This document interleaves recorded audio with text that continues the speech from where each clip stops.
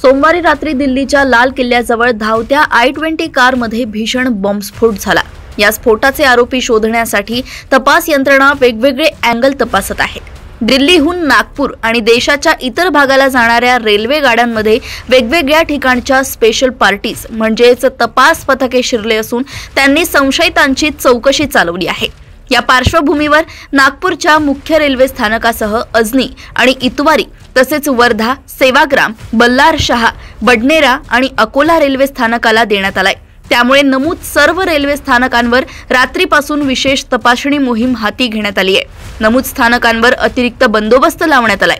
श्वान तसेच बॉम्बशोधक आणि नाशक पथकांकडून कसून तपासणी सुरू करण्यात आली आहे। प्रतीक्षालयासोबतच पार्किंगच्या ठिकाणी असलेल्या गाड्यांचीही तपासणी केली जात आहे।